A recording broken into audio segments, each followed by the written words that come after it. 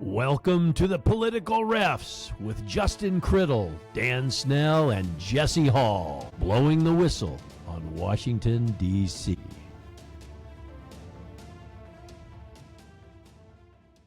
Hello, everyone. Welcome to the Political Refs. If it's Sunday night, it must be time for the Political Refs. We're here to blow the whistle on Washington politics. Just like on the basketball court, we call out fouls, violations, and unsportsmanlike conduct in the political arena in this case. Join us tonight and every time the Political Refs is on the air as we keep our eyes on the game in Washington and we ensure fair play in the halls of power. I'm Dan Snell. Joining me is Jesse Hall and Justin Criddle. A little information is that we've got a Republican. I'm a Republican. Jesse Hall's a Democrat, and Justin is an independent. Jesse's refereed in the NBA. He refereed in college. Justin and I referee small college and high school. So what we're doing each week is bringing the joy and the fun of refereeing basketball, and we're taking a look at the political world, and we're tying the two together. So stay tuned each week. Today, we're going to get going fast-paced. Each week, we go 3 or 4 topics. So we're going to begin quickly. Justin, why don't you kick us off here? Yeah. All right. So here's the play, and we're going to go ahead and make a call on it. We'll see what you guys got on it. The first play is the play of Jasmine Crockett and Nancy Mace. It's a conversation. Was it out of line? Was it in line? What are you guys calling on the play? Congresswoman Nancy Mace, South Carolina, and Jasmine Crockett, Congresswoman from Texas. You know, here's how I see those two. Both vibrant, energetic, telegenic. You know, they're attractive, well-spoken, quick-witted. They also got a lot of fire. And so what took place in the halls of Congress this last week was they got kind of into it. And I think, Justin, you originally suggested you want to share a little bit about what you saw. And for our viewers, you can go to YouTube and you look up Nancy Mace, Jasmine Crockett, Take It Outside, I think would be the Take It Outside. So you go ahead, Justin. Okay, I'll tell you what I got on the play. I got a double take right on both Nancy Mace and Jasmine Crockett. Why? Because it's unsportsmanlike conduct, it's unprofessional conduct, it's unacceptable conduct. Right? They're both U.S. representatives. They've been voted to be in the positions that they're in. There is a standard and an expectation when you take these positions. So they're having a conversation. Jasmine Crockett is elaborating on what civil rights means, the full scope of civil rights. And Nancy Mace then includes her personal experience and what everything means to her and the attack on women when transgender women are given space to be in, bathrooms or locker rooms or these types of things. And Jasmine Crockett then continues to elaborate the full scope of things. And at which point she says, child, right? So she's basically saying, let me tell you something, child. And Nancy Mace doesn't like that, doesn't take too good to it. And she basically says, meet me outside, right? And that's why I have the double technical. One, because as Jasmine Crockett, a representative from the Dallas, Texas area, she has to leave her personal dialogue where it is, right? Come to the table, be professional. Don't let there be any ammo for someone to say, hey, this is inappropriate, this is derogatory, this is demeaning or undermining someone else in the hearing. I don't think that she had too much intention by saying that. I'm sure that that's something she says often. Right, or she heard an elder of hers say often coming up. And then for Nancy Mace, to say, let's take it outside, is if you're really going to go outside in Washington, D.C. and start fighting this woman is just beneath the position that they're in. So double technical foul, need more sportsmanship, need more professionalism. Jesse, wow, that's a lot. You're a man of the South. You're a man of the South. You understand and you also understand a fight on the court. And in this case, it was a fight in a hearing room in the chambers of the United States Congress. What do you think?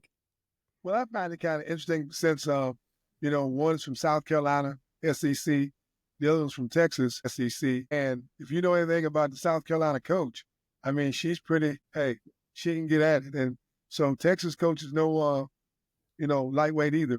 But I'm going to add another technical foul. Now that Justin's hit them with one, because I think that we need to get rid of both of them. It's just totally out of line. It's a great topic that they're here talking about, but yet they just took it way too far, way too soon, in my opinion. Think they erupted too soon. So you're chasing them? Wait a minute, folks. Jesse Hall, you chasing them from the game? They're out of the game? This is where, as referees, we got to get together. Folks, if you've ever seen on the court where 3 referees get together, it's because they want to make sure they're making the right call and discuss all the things that took place. Jesse, you're following up. Justin calls it technical. And so while everything else is going on, you call a second technical and you chase them. Wow. No. I didn't chase him. The rule book chased him. Oh, okay. Well, and that's what we're about in political refs. We want rules of conduct and fair play. Yeah, I'm going to say, here's what I'm going to say. I'm going to say, guys, okay, because you got 2 outstanding players here. I mean, if we look at what would be fun is in 12 years, 14 years, both of them as leaders in Washington, D.C. will mature, right? Right now, they're like a freshman phenom or a sophomore sensation in the college level or an NBA rookie that just signed a, $25 million contract and is out on the field and just talks very brashly. But both of them, I don't know, maybe we'd go to the committee chairman just like we'd go to a head coach and say, Coach, you got to calm them down. Mr. Chairman, you got to calm them down. So, like you always say, Jess, we got to all 3 agree on something. I don't know if we should chase them. I think we just need to talk. But here's the thing: even though we may agree, that we are setting aside a rule that's already there. 2 technical fouls, and you're automatically gone. So there's nothing to discuss in that situation. Think about it.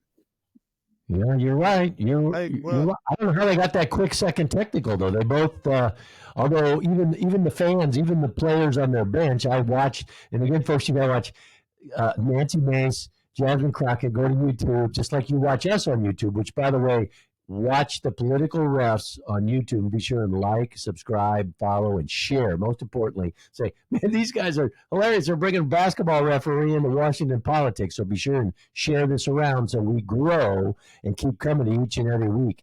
All right, fellas. Watch the people behind. They didn't like the stuff that Nancy Mace was saying. Couldn't see so much because Jasmine Crockett was off in the corner of the gym spouting, but the people behind Nancy Mace, they were like, you should cool it. Yeah. All right, fellas, let's keep it moving. So we had confirmation hearings. The Democrats are basically cross-examining the incoming Republicans in their different positions, and they grilled them. Dan, what's your call on the confirmation hearings that took place this last week? Yeah, there were a couple of players on that court of Senate confirmation that I think for some reason they were just dribbling. They were dribbling the entire length of the court out of bounds, as far as I'm concerned. They were out of bounds in the way they were thinking and their question one. And I love the state of Hawaii. It's a great place to visit. I hope I don't get blacklisted when I pull into the airport next time I go to Hawaii. But Senator Mazie, I want to make sure I get her name right. Mazie Hirono. She is a senator from Hawaii, and both sides. I mean, it's always very scripted. They both got their pieces of paper, right? They got their pieces of paper of what they're going to say. The Republicans are going to ask easy questions, layup questions, right? And the Democrats are going to ask real tough questions. She wanted yes or no answers, took answers that probably took more than a yes or no answer. So Pete Hegseth, Secretary of Defense, he starts to answer. She says, you didn't answer my question. And, she's Hawaiian. You didn't answer my question. She's very spunky, and they probably love her in Hawaii. You didn't answer my question, so I'm moving on. I'm not going to vote for you because you didn't answer my question. And her line of questioning, to me, was out of bounds. And then, to my surprise, because I like this Senator Tim Kaine, born and raised in Kansas here, and from a great family, he started talking about personal issues. So I kind of picked an analogy as kind of somebody shooting a free throw at the line, right? Let's say the red team shooting a free throw at the line, and the blue players are lined up on the free throw line. They're trash talking the free throw shooter, saying, "Hey, I know your mom. I know your mama," or something about your girlfriend or something. And I just thought he asked some personal questions to really kind of grill. I thought it was out of bounds. Yeah. So that's my thought. I'll come in and speak towards that. I thought it was out of bounds. I thought it was the tonality of the conversation was very hostile, very aggressive. And here's my issue with it is the incoming representatives of the Republican Party have not made their mistakes yet. Will they? I'm sure they will.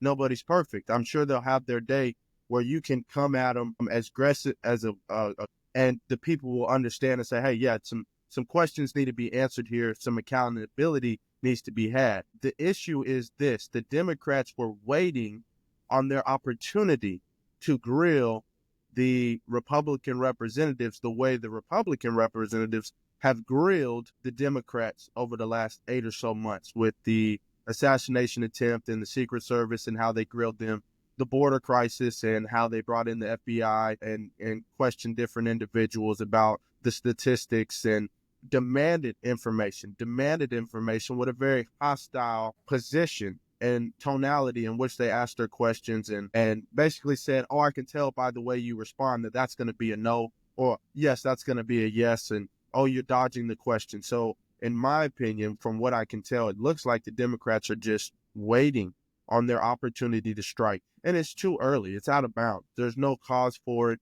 There's no reason for it. It wasn't a welcoming atmosphere. It should have been a more welcoming atmosphere to show that we're going to be willing to work across the aisle as separate parties. And I think that they missed the opportunity to do that and set the tone of the next 4 years in a positive manner. It started off completely negative, out of bounds. I agree. But my thing is that I see it bigger than just a Democrat going after a Republican Party on an issue. I mean, to me, it was a very simple situation here where we're talking about women and girls in sports and the definition of what's, I suppose, a woman or a girl. And I tell you, man, that's where it gets really, really ugly because trying to figure out in this system that we're currently in, you can be born one sex, and then if you don't like that sex, then you can go in a different direction. Well, okay. I mean, if that's what you want to do in your own life, fine. But let's understand one thing. If it looks like a duck and it walks like a duck, it has to be a duck, in my opinion. I'm just an old country fella from the South, and I just believe that it is what it is. And if you say that if you were born on one sex, that's what you are until the day you leave this earth. And so I don't think we've never, ever made that part of it clear. And so we're saying it's out of bounds. I agree. It is out of bounds. But we allowed it to get out of bounds because we allowed folks to make changes without going through the authority figure, so to speak. And so it's just totally out of bounds, and we can just move on from that point. We take the ball away from them and we just give it to their opponent. Okay, so let me ask you guys this because we're moving forward. Obviously, we have an inauguration coming up, right? And before we get to the importance of that, one, we need to acknowledge Martin Luther King Day and the unfortunate coincidence that this day is going to fall on the same day and what this day means to different Americans. So let's acknowledge that Martin Luther King Day is coming up, and all honor and respect to Martin Luther King. And then obviously that segues into Trump. But before we get to Trump, I want to ask you guys, from my personal experience, from my personal view, I feel as though the sitting president, Biden, was unequipped to play the part. So what say you guys on that matter? Was he properly equipped? Was he improperly equipped? Is his exit from the playing stage, from the playing surface, from inside the four lines of the political realm, is it premature? Should he have stayed? Is it a good thing that he's going to leave the playing surface? What do you guys have on that? Well, I'll jump in on that. Yes. Yes, I am a Democrat, but I'm not a Joe Biden fan. I mean, I think a lot of the things that he's done, and I don't want to spend the next week trying to describe all the things that I've disagreed with our party president. I mean, he's been there. He's been in politics his entire life, so he's forgotten more about politics than I will ever know. However, I'm not real sure what his position has been. And the thing that gets me more than anything else, as I look back, I keep hearing what a tremendous job of service that this man has done. And yeah, I mean, I'm sure the people that he represents would probably feel a lot different than the way I feel about him. However, you know, when you tell me somebody has served the people, I look to see what services that they've given to the people. What I see is a man who actually, well, maybe he did a good job in certain people's vision. But to me, to serve doesn't mean that it's all self-centered. I mean, when his son got himself in trouble, I remember my daddy telling me when I got into trouble, well, boy, me and mama ain't gonna mortgage no house to get you out of trouble. Well, former president now, soon to be Joe Biden, stepped way out of bounds when he just stood up and said, I'm going to pardon my son. And I was asked by some friends of mine, well, if your son had done that, would you have pardoned him? And I told him no. It is what it is. You know, if you can't do the time, don't commit. Yeah. Yeah. Good point on that. And I think, and Justin brought up a good point in his terminology, properly equipped. So for those who may not follow basketball, before the pregame, you see referees getting together with captains and the coaches. And referees will ask the coaches, are your players properly equipped? Because sometimes you'll have an earring that could slice somebody, or you'll have a knee brace or a elbow brace that has metal on it. And so you got to, there's rules that how you're supposed to be properly equipped. In the case of Joe Biden, what's the segue? What do I mean by that? I think that he got elected at a time where there was a lot of division. People were tired of Donald Trump's words and behavior, and he came at a time and changed it. However, and I'm not one to say I don't like the term woke or extreme, left, but both. So there's 15% on the left and 15% on the right that always want extreme beliefs. And I think the 70% of the people want a fairly played game in Washington and want honorable players that follow rules of conduct and reasonable rules. And I think what happened was Joe Biden, to get elected, had to make a lot of promises, which is part of politics. And he made promises, therefore he appointed people. So he surrounded himself, or he equipped himself with people that were very extreme to the left. And thus, how was he properly equipped, as we started in this conversation? He wasn't, because he equipped his team with people that were far, far left, that put in policies that most of the American people did not like. And so that's my take on that. And so, but I'll to honor Martin Luther King, I'd like to, one of my favorite quotes, and this goes for whether you're a president or a basketball referee or in between, is one of my favorite MLK quotes is, the ultimate measure of a man is not where he stands in moments of convenience and comfort, but where he stands at times of challenge and controversy. Well, Jesse, you know that. One of our leaders here, Jesse Hall, is in Sports Illustrated in 1980. What was that? 82. Here's Jesse, Sports Illustrated, holding back Larry Bird, because that was a time of a lot of fights in the NBA and controversy. And how you stood was you kept the fight from getting out of hand. And I think as presidents, we have to oftentimes not. Those presidents shouldn't react aggressively. And I think former President Trump, soon to be tomorrow, new President Trump, sometimes reacted on Twitter. And I think he hopefully learned that I got to keep my mouth shut, keep my fingers shut on my phone, or have somebody's staff send out tweets or Truth Social with things that end up hurting him. Yeah, but then I think that just to you asked the question, when was it? It was actually in 1983 at the old Boston Garden, and it was Philadelphia and Boston playing a pregame season, a pregame during the first part of the season, and Philadelphia had just come off of winning their NBA championship starting the 1983 season. So it was a pretty tense, very emotional game. And we were at the free throw line, lined up, getting ready to shoot free throws. And all of a sudden, there's all these crazy words coming from the two guys that are right next to each other. And Larry Bird just said, "Hey," Larry didn't ask him to go outside. They grabbed and I'm thinking, wait a minute, 6'9", 6 whatever, little old me. Yeah, gotta try to get in here because we're gonna have a war right here in the ball. So, but that was a situation to where it was, we talk about whether they're out of bounds or whatever.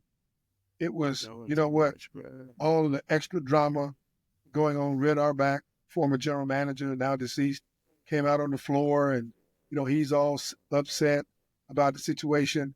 And oh, by the way, there was an NBA strike with the referees. So there were just a lot of things going on. But you still have to deal with the situation where you have to play the hand that you're dealt, and you just do the best job that you can based on the rules that you have to go by. Yeah, hey, exactly. And in winding up this MLK honor and tribute of tomorrow is his day, and it's the inauguration day. My hope is that President, who he will have been sworn in as president, and he gives his inaugural speech, that he honors the greatness of Dr. King and mentions something to it that impacts people as from a standpoint trying to unite the country, that we're all one nation under God and indivisible, meaning we can't always have all this division and all this rhetoric. And it's no longer us versus them, which is, I think, what got Donald Trump out of office the first time, is too much us versus them. They're bad, I'm good. It's got to be, we're all good. We're all just different. We all have some different things. So I just want to throw this in on the celebration of Dr. Martin Luther King. I think it's a great honor, and I wish that it was some kind of way that the television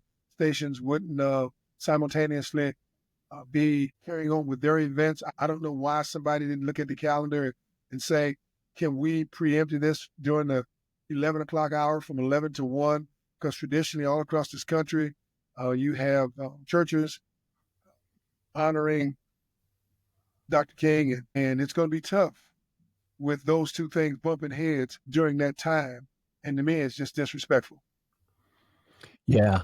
I think some of that is mandated by the Constitution and the choice. It's interesting. Early history, they used to wait until April. So you got elected in November, the election was in there, and then you had a lame duck president and a lame duck Congress till April. Then they moved it to March. Then they set it as January 20th. So the way for President Trump to honor that situation again is to really pay tribute as part of a speech, I hope, that has a lot of unity. Because this is such a special thing within my community, I just feel disrespected again by our incoming president. Yeah. And the fact that he just, again, I'll go back to my not my favorite word, but my description of somebody that's in the White House, narcissist. So yeah, I couldn't agree more as far as just where Biden stood in all this. I felt as if he had been in it a long time. I feel like his prime time to be a president would have been when Obama became president, but it was Obama's time to be president. And so he got pushed to the tail end. And I think his presidency was two promises. The promise was twofold. One, it was a promise from his party to him that, hey, Joe, you've been there for us. You've stayed in line. You were a class act vice president who didn't give us any trouble, didn't give us any problems, didn't overstep your duties when it was Obama's turn to speak as the leader. And so we got you. We'll make sure you get in. And then for him, when he got there, he had promises to keep too. Because, hey, you got all these young Democrats coming up. They have a vision that is, in my opinion, very far left. It's ridiculous. The up-and-coming Democrats are atheistic. They are perverse in very, very many different ways. And he bit his tongue on a lot of the old school thinking. and a lot of the conservative thinking. A lot of us are conservative with our dollar bills. We're conservative within our family. We're conservative within the advice we give to the people who are up and coming. But yet we vote Democrat because, well, it's the party who identifies as the non-racist party, And so I thought he was unbelievably unequipped, not properly equipped, not mentally equipped, not spiritually equipped. I mean, this was a spiritual turmoil last 4 years. There was spiritual turmoil within this country. And I thought prayer was needed. I thought moral high ground and a moral compass was needed. I thought direct and clear principles should have been verbalized on more than one occasion. And in my opinion, he just never took the stand for what's right. And he bent over and was over accepting on every front you can imagine. He just was all about acceptance, and acceptance is good, but being unequally yoked is not good. You want your lifestyle to be your lifestyle, that's fine. You want your way of thought to be the way of thought, that's fine. But to make it the standard in society, that's dangerous. And so I thought he was unequipped, and that's just where I stand on his 4 years. Yeah. Even walking away, from selling the pieces to the wall down at the border to handing out money to prolong a war in Ukraine that should have never started. The Ukraine and Russia war is a disaster. That's on his watch. The Middle East is a disaster. That's on his watch. And whether he's fully responsible or if it's other people, that share the responsibility, it happened on his watch, and it's a mess. It's a mess.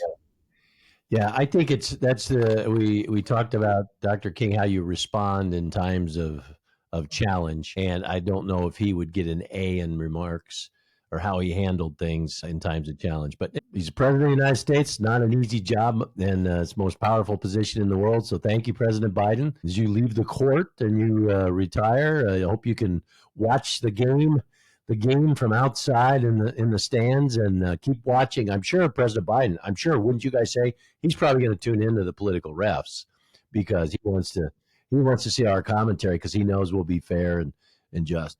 So anyway, folks, while we're talking about that, be sure and like, subscribe, share. Yeah.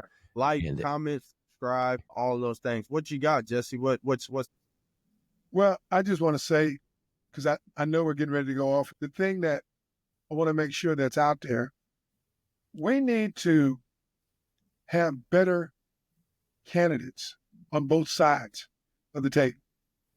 And I mean, I just find it interesting that a guy that used to be a Democrat wound up running as an independent, but yet he's on this administration's team. Not because he's the most qualified or best qualified individual out there. Sometimes we do things to make it appear as though we're something that we're really not. And it's not just one party. I think that we need to go back to the book, the old standards. I mean, we're just so far in whether you want to go all to the left or all to the right. Some kind of way we've got to get this country back together. Okay. So on this show, what we always do is we mark a MVP. An MVP has to be given out. And I have to give the MVP this week to Donald J. Trump. I understand the perception of Donald Trump. I understand that to give him such an honorable award would be offensive to many Americans. But from my perspective, and many people my age, white, black, or indifferent, that doesn't matter. We view him as the underdog, the person who has been villainized and demonized and set apart from the other political players. And, we're talking about a man who they say will weaponize the judicial system against his political opponents. Well, in my opinion, from where I sit, his political opponents weaponize the judicial system against him. We're talking about someone who's fighting cases from 20, 30 years ago, and you're talking about hush money paid to a porn star, And that's supposed to be the reason we don't like this man. While the whole time, someone like Clinton, who was, let's just be honest, getting a blowjob in office, not before his presidency. We're not talking about. Hey, let's be real here. We're not talking about before his presidency. We're talking about while he's running our country.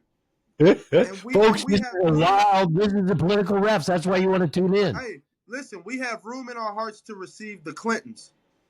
Why don't we have room in our hearts to receive this man and forgive the things that he's done in the past? It's not a crime to sleep with a porn star. That's not a crime. And yet we have room in our hearts to forgive and accept Clinton. So this is, from where I sit, it's just hypocrisy at its finest. As far as the racism and things like that, I've already spoken towards him funding Jesse Jackson's presidential campaign. I've already spoken to him pardoning Kodak Black, my favorite rapper from Florida. I don't see the racism aspect. I think it's extremely shallow. I think for the day and age that we live in America, racism is it's alive, but it's not well. It lives in a dark shadow, and it has no place on the surface of American society. MVP goes to Trump. I truly think he's the MVP. I truly think he had a phenomenal comeback. I truly think he overcame everything that was weaponized to keep him down. I'll say, agree. Yeah, he's our MVP because incredible comeback story from where he was to coming back, and the American people voted, and Donald Trump is our president. And my parents always said to me, Danny, they call me Danny, you support who's ever in the office, whether it's president, governor, mayor, whatever. You support that person. If you find you disagree with them or you don't think they're a good leader, then you get involved. I'm thankful for when I ran for office because I got involved because I didn't think the town I was living in had the best potential for leadership and where it was headed. So I thought I could make a difference. So with Donald Trump, he's got a fresh start. And I hope that he looks at that fresh start as a way for he can leave a legacy. Tomorrow we'll hear his inaugural address. It will be interesting because I hope it's, as we talked about, honors unity for the country, the future of what we're going to do, honors MLK, and we have a good start. But he's the MVP, so President Trump, we honor you. Jess, what do you say? I will go along with the nomination of President Donald J. Trump, incoming, to be our MVP of the week. I'm just here to say that, yes, Donald Trump, in all due respect, because this, starting tomorrow, it will be your brand new show. I just pray that you will understand and know that there is a much higher authority than you. There we have it. Donald Trump, MVP, and the political refs on this inaugural weekend 2025.